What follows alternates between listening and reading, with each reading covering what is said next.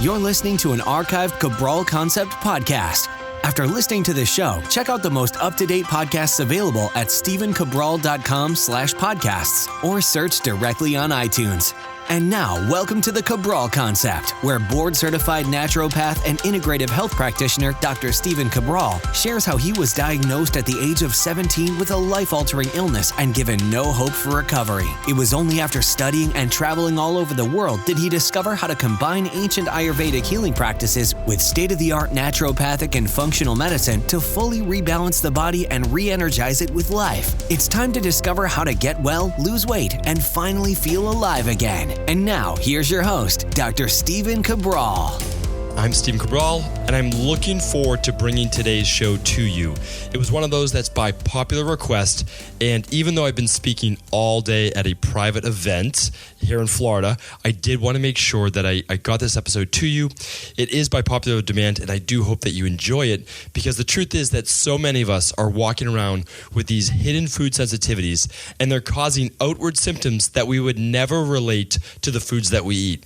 So, for example, as we start to go into all of these different symptoms, you'll see that they're not all linked. They're not all alike. And the reason they're not all alike is that in our genetics, in our genotype, yes, it is programmed in a certain way so that we're more susceptible than others to certain symptoms. But those symptoms are still just a symptom of an outward sign of what we call a disease or a genetic susceptibility. But that doesn't mean that you need to live with this outward symptom, which is typically pain or inflammation or one of these things. So I want to go through these 10 symptoms right now, see if you have any of them. And if you do, you'll want to look into seeing how you can potentially rotate your diet, rotate out different foods. And I'll give you tips on that as well. I won't leave you hanging. All right, so let's get right into today's show. So the first symptom that I see when I'm looking at people in my practice that they have a potential hidden food sensitivity is that they have allergies that never go away, meaning that they're not seasonal allergies. They literally suffer from allergies almost all year round, and they're the same symptoms that a typical person might get during a few weeks of high pollen, during hay fever season, any of the different seasons, but theirs, it never goes away. So those allergies are a really good sign that not only does this person have a food sensitivity, they have some type of leaky gut or increased intestinal permeability, which means that whenever they eat, those protein molecules, those amino acid strands, which haven't been properly broken down, are moving through the gut wall right into their bloodstream, where their immune system then is causing this type of reaction. It's a normal reaction. It's a reaction to improper digestion, a food that is not right for that person. And remember, there's no one perfect food for every human being, even coconut oil, as we're all talking about, right? One of those things, or avocados. There's no one perfect food for every human. So the second potential symptom is mystery inflammation issues. Mystery inflammation issues, yes. So it could be things like fibromyalgia. It could be muscle pain. It could be joint pain that kind of moves around the body. Sometimes it's in the hands, then it moves to the elbows. Next day it's in the hips, it's in the lower back. So it's one of those things where when your body reacts from an immunoglobulin perspective, meaning like IgE, IgM, IgG, those are the big ones that we're talking about in terms of food sensitivities. Mainly IgE as an immediate response. So when you eat a food within 20 minutes, a half hour, maybe not even, you might start to get some throat swelling. Now that's in a more severe case, anaphylaxis, that's an IgE reaction. But usually it might be like hives, it might be some of the other symptoms that I'm just about to talk about in a moment, which I won't go over.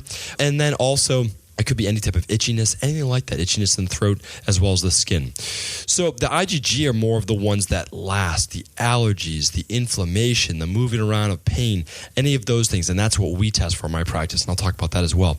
So the number 3 sign and symptom that you might have a hidden food sensitivity is that you're addicted to a certain food. I know people who can't go a day or at least 2 days maximum without eating chocolate. Like chocolate is a food they are literally addicted to, meaning they would not be as happy, they would be irritable if they didn't have that food. Keep in mind, another person is bread. They don't have bread. There are certain opioids that are released, that are utilized in the brain that actually give the body the pleasure that it's looking for. But the food that you're eating itself is doing harm to the body and creating inflammation. That's the catch-22. You feel better when you eat that food, but in the long run, you're creating massive inflammation specifically in that gut as well. And that gut is connected right up through the chest, through the neck, all the way to the brain by terms of the vagus nerve. So really, really important to look at that. If you wake up puffy or you start to get puffy or a little bit swollen around the eyes after you eat a meal, or if you have dark circles under the eyes, that can oftentimes mean inflammation in the gut. It can mean nervous system-based sensitivity as well, but that can be because you're eating the foods that are not proper for your body, and that is creating inflammation, which is wearing down your immune system as well. Really important to look at that. All right, sign symptom number 5, you can't seem to lose the weight no matter what you do. Meaning like you're eating healthy foods and you can't lose the weight. You're keeping your calories under, let's say, 1,600, but you still can't lose the weight. Really good sign that you're eating foods that are causing inflammation. Again, inflammation is not the root cause. The food sensitivity may be.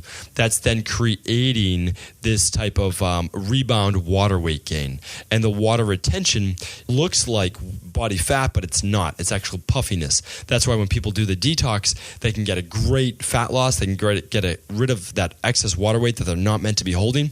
But also, if you do the detox, you do the Dr. Ball detox, and you lose the weight like 3 pounds in those first 2 days, 4 pounds in those first 2 days, something like that. But then you start eating good quality food and you gain weight, there's a really good sign that you have a food sensitivity. It's rare, but remember, not everyone's walking around with a food sensitivity, but there are a lot of people are, meaning like people with health-based issues, people who can't lose the weight, people who are feeling run down all the time, and I'm about to get to that symptom as well. You most likely do. You most likely really do have a food sensitivity, and that's important to look at. So other people with weak hair, meaning like it's brittle, it breaks, weak nails, another really good sign. Or you have those lines on your nails, those ridges on your nails, good sign that you're malabsorbing food, meaning like you're not able to extract all of the nutrients that you need from the foods, like the zinc, the B vitamins, the biotin, all of these things that you need for strong hair, strong nails, and also really good quality skin. Meaning like if your skin, your nails, and your hair don't look vibrant, you are not properly assimilating your food, and you very well may have a absorption-based issue, and that goes back to eating proper foods that are causing inflammation in your gut.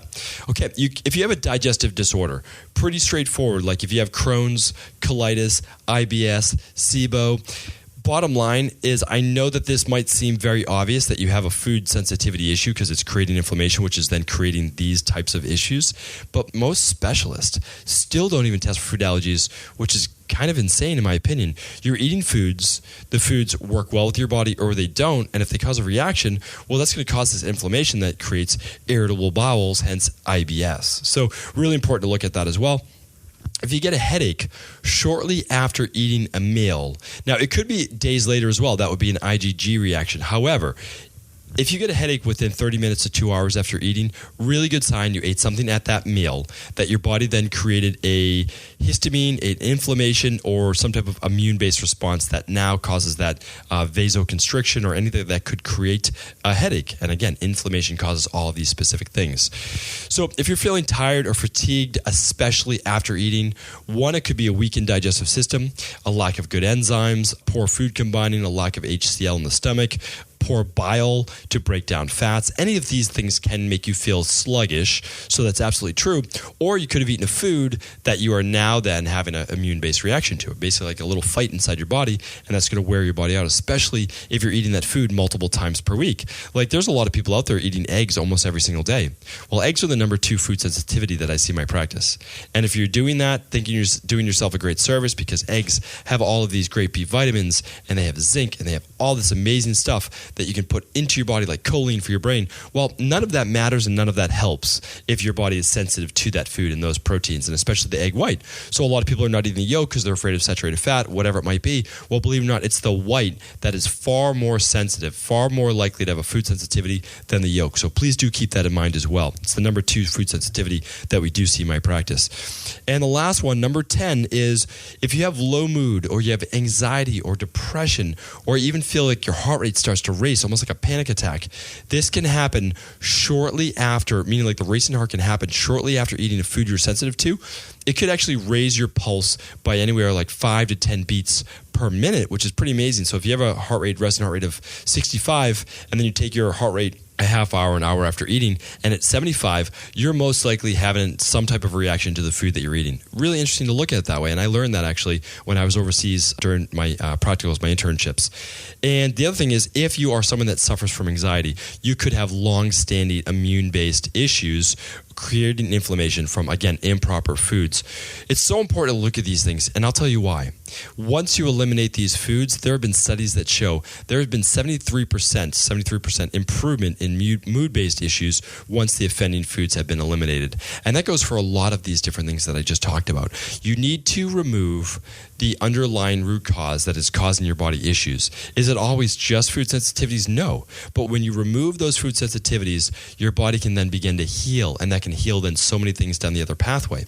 But even if you're taking the right supplements, you're doing all the right things, and you're still eating foods that your body is sensitive to, I can tell you this, the healing process is going to take so much longer, be so much more difficult, because you're eating the foods that are causing an offensive reaction inside of your body. So what we do is very simple. In my practice, if people choose to, we do a simple poke of the finger. We mail these out also to people who aren't able to meet with us in our practice. We mail them out to Canada. We mail it out to the UK and all over the United States. And so all people have to do is they have their children do it, themselves do it, like anyone that they want to do it. You literally just do a little poke of the finger. It's very simple. We provide all the tools that you need. It's one poke. You fill up 5 little circles with the blood. Again, it's just one poke. That's all it is. You fill it up. You wait for it to dry. You put it back in a already given to you FedEx envelope. If you're overseas, you're just going to mail it in yourself. There's no timetable. It doesn't need to be refrigerated, nothing like that. You simply mail it back to the lab. We get the results then in 3 weeks. We set up a call. You get a call with my holistic health coach, and she literally tells you, okay, look at your immune reactions. Here's what's going on. Here's what Dr. Cabral recommends, and you get my recommendation. So again, it's pretty easy. It's pretty straightforward.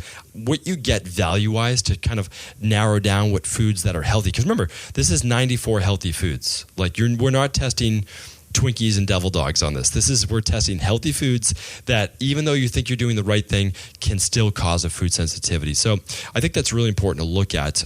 We again, it's one of our most popular tests. People do really love seeing those results for themselves, for their children, family, in general. So it is a different test, obviously, per person. The other thing is, if you're just not going to go ahead with the lab testing, the best thing I can do is I can recommend to you is you start to rotate your foods so that you just create kind of 3 days worth of meal plans, and then you just rotate that the next 3 days. So no matter what, you're only eating the same food twice per week. It's actually easier than you think. So if you're doing a smoothie every morning, you don't have to rotate that. We do the all-in-one, the daily nutritional support powder that I always recommend. We do that every single morning. You just mix in blueberries or berries. So those are non-reactive. Very few people, I've never seen anyone react to blueberries. Very, very few. So we do that very, very simple. Then all you have to do is come up with 3 different lunches and 3 different dinners. It's honestly, it's that simple. And then you come up with those for Monday, Tuesday, Wednesday, and then just rotate those for Thursday, Friday, Saturday. So hopefully that makes sense. I call that my rotation diet, 72-hour rotation diet. It's easy to meal plan. You don't have to be a chef. You come up with 6 different meals. You can eat out. You can still do that. You just have to know what the ingredients are in your food, and then you can just rotate that.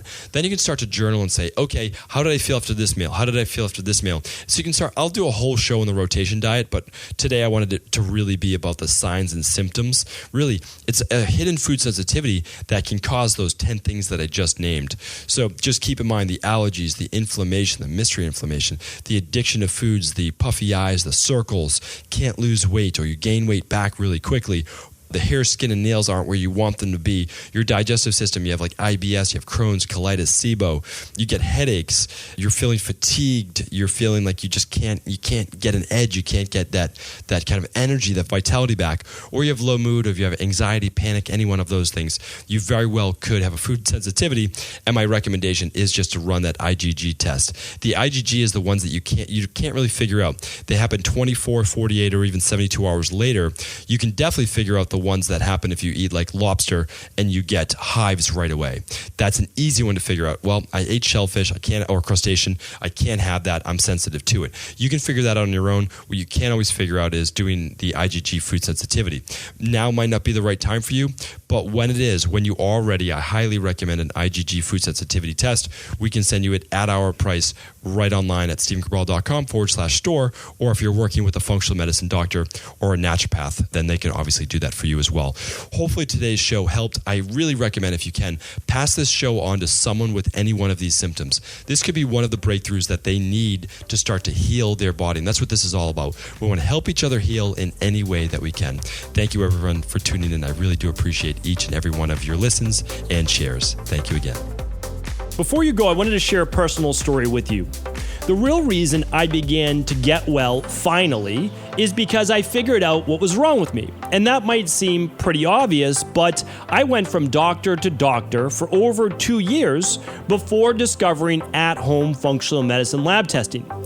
These are the labs that enabled me to finally figure out what was wrong with my hormones, blood sugar, electrolytes, and gut health. And once I knew what was wrong, I could then follow a proven plan in order to rebalance my body from the inside out. This is why I believe so strongly in functional medicine lab testing and why I've made it my mission to share these labs with the world. Now at equa.life, you can order an at-home lab test or lab bundle for you and your family and be able to complete it within the week.